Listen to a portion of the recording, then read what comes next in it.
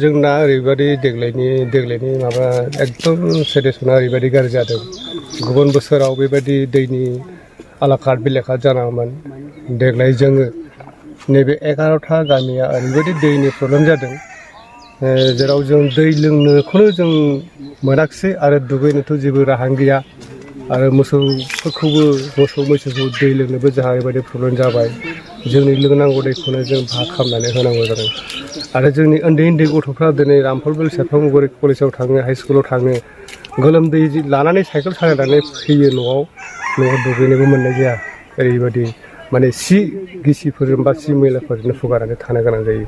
दा बेखौनो आङो नोंथांमोननिसिम दिनै जिल्ला बेंगिरि सारमोननिसिम आरो जोंनि दावराव दैखर सारनिसिम आं बेखौनो रायजोनि जानानै आं दिनै जाहाथे नैबे जोंनि बे गामियाव 11टा गामियाव दै राननो फैना दिनै जों सानथाम फैबाय, सानथाम सफैबाय, दा लोंनो मोनबाय जों। दा जोंल' लोंनानै जों थोनाय बायदि मोनाखै। मानो होनोब्ला जोंहा गंसे गारियानो जोंनि गामियाव कभार खालामनो हाया जायो। दा आं बेखौनो आङो सारमोननिसिम आङो एसे लुबैबावदों जे 6-7टासो गारि माने टेंकि गारिया फैनानै जथेस्थ' जोंनाव बे 11टा गामियाव जेराव खनसेब्लाबो सफैनानै दैखौ माने रानफैयोब्ला मोजां होननानै आङो सारमोननिसिम आरो जिल्ला बेंगिरि सारनिसिम आं रिकुवेस्ट खालामदों आरो बेखौनो। बे 11टा गामियाव गंबेसेसो दं? दा जोंनाव नैबे हाटखन गामियाव दङ जोंना 254 दङ आरो आंनि बे ग्राम सभा एरियायाव आरो दा आरो बेलेग दङ, बेलेग ग्राम सभानि दं, बेफोरखौ आं मथा मथि लाजोबाखै। दा बिसोरनि पपुलेसना बेसेबां दंबाथाय आं सोंनाय जागोन आरो उनावहाय। दा आंनि पपुलेसना बे 7टा ग्राम सभायाव आंना 254 दं आरो न'खर दङ। दा न'खर आरो बिनि पपुलेसनखौथ' आं साननो हाया। दा बेसेबां पपुलेसन दङ बेखौ आं उनाव खालामबाय थानोसै होननानै सानदों। मिरु सोरखारनिफ्राय मोनसे जल जीवन मिशन होनाय बिथांखिनि गेजेरजों पेन्डिं दङ दासिमबो नै दाबो पाइप लाइनखौनो माबा खालामाखै, टेंकिखौनो दिनै थिखोनाय जायाखै। दिनैसिमबो जों जल जीवन मिशननिफ्राय जोङो दैखौ मोनगोन होनना आसा दङमोन। नाथाय दासिमबो दिनै माखासे थिकादारफोरनि अबहेला खालामनायाव जोंनि बे गोनां जोंनि प्रब्लेम दानि सिटुएसनाव जोङो बेफोरबायदिखौ मोनब्ला जों दैनि थाखाय बिदि आलाकाट बिलाकाट जानाङामोन। आं बेखौनो मा खावलायगोन सोरखारखौ? माबाखौ थाबैनो लुफुंनांगौ आरो थाबैनो जोंनो बे दैखौ जगान होनांगौ होननानै आं बुंदों। जोंनि बे दावां बुथुवा गामियाव दैनि थाखाय बिराद जारला जोंहा। दा मानसि मोनलोङा, मोसौ मोनलोङा मानसि गैया आरो दुगैनो लोबनो। दा बिदिनो सोरबा बोराय बुरि दङना, बिसोरथ' बिराद दैनि थाखाय बिराद जारला। रोगानो हाया, माबानो हाया, खाथि खाला दैखर गैया, माबा गैया, बिनि थाखायनो बिराद जारला जायो जोंहा। बेनिफ्राय नै गभर्नमेन्टनि जिनिस गायसननानै दंफैयो, बेबा बबे जुगाव जागोन बेखौ बुंस'नो हाया। बर'खौथ' मा होनबावनो, होगोनल' खोथा बुङो। हनै लामाया जाबाय होनो, लामानि थाखाय बिराद जारला जोंहा। एखमबा लोमजागोन साजागोन, गारि मथर हाबा। दा मेसेंखायसो फाय लामा, दैज्लांबाथ' अखा हाबाय थाबाथ' गैखाया, जाखाया। जोंथ' बेखौनो खावलायो, माने जोंखौ जाय मानसिया अनगोन बेखौ जों एफा एनै मदद होगोन आरो।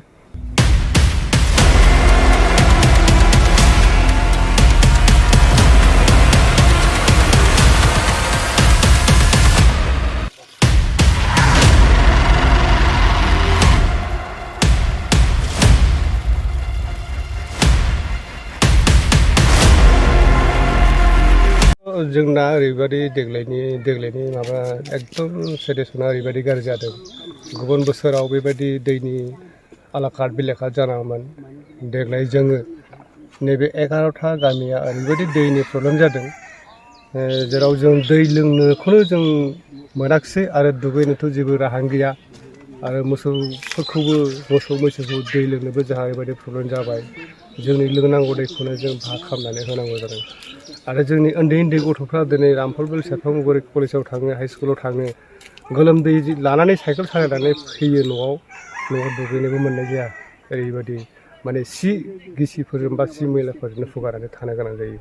दा बेखौनो आङो नोंथांमोननिसिम दिनै जिल्ला बेंगिरि सारमोननिसिम आरो जोंनि दावराव दैखर सारनिसिम आं बेखौनो रायजोनि जानानै आं दिनै जाहाथे नैबे जोंनि बे गामियाव 11था गामियाव दै राननो फैना दिनै जों सानथाम फैबाय सानना सफैबाय दा लोंनो मोनबाय जों दा जोंल' लोंनानै जों थोनाय बायदि मोनाखै मानो होनोब्ला जोंहा गंसे गारियानो जोंनि गामियाव कभार खालामनो हाया जायो दा आं बेखौनो आङो सारमोननिसिम आङो एसे लुबैबावदों दे 6-7थासो गारि माने टेंकि गारिया फैनानै जथेस्थ' जोंनाव बे 11था गामियाव जेराव खनसेब्लाबो सफैनानै दैखौ माने रानफैयोब्ला मोजां होननानै आङो सारमोननिसिम आरो जिल्ला बेंगिरि सारनिसिम आं रिकुवेस्ट खालामदों आरो बेखौनो बे 11था गामियाव गंबेसेसो दं दा जोंनाव नैबे हाटखन गामियाव दङ जोंना 254 दङ आरो आंनि बे ग्राम सभा एरियायाव आरो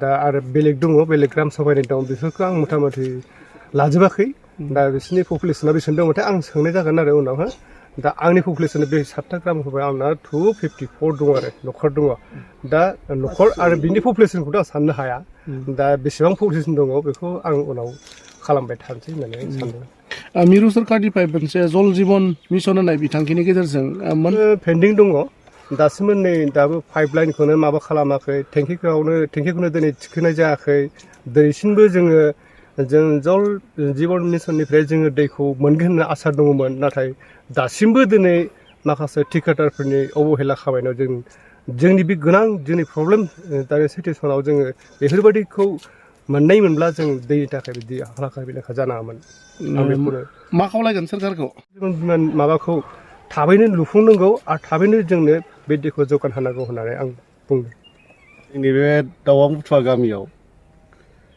दैनि थाखाय बिराद जारला जोंहा दा मानसि मोनलोङा मोसौ मोनलोङा मानसि गैया आरो दुगैनो लोबनो आरो बिदिनो सोरबा बोराय बुरि दङना बिसोरथ' बिराद दैनि थाखाय बिराद जारला रोगानो हाया माबानो हाया खाथि खाला दैखर गैया माबा गैया बिनि थाखायनो बिराद जारला जायो जोंहा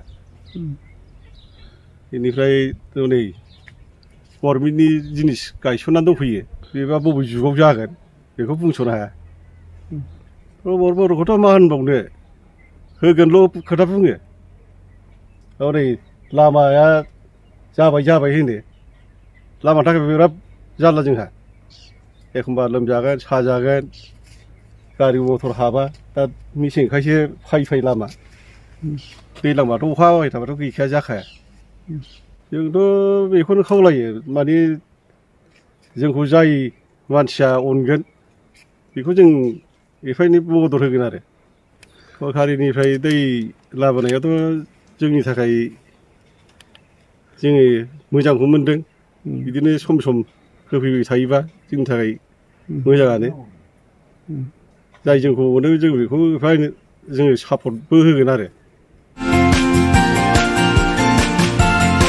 हायार सेकेन्डारि उथ्रिनाय फरायसाफोरनि थाखाय गोजोनथाव खौरां BSAT सेमिस्टारनि थाखाय गबिन्द बसुमतारी कलेजाव मुं थिसननाया सोलिगासिनो गिबि मुं थिसननाय 100 फरायसाफोरनि थाखाय स्पेशल अफार आरो गुबुन रोखोमनि बेसेन नाङै क्लासनि खाबु होनानै मुं थिसननायनि हाबाफारिया गबिन्द बसुमतारी कलेजाव सोलिगासिनो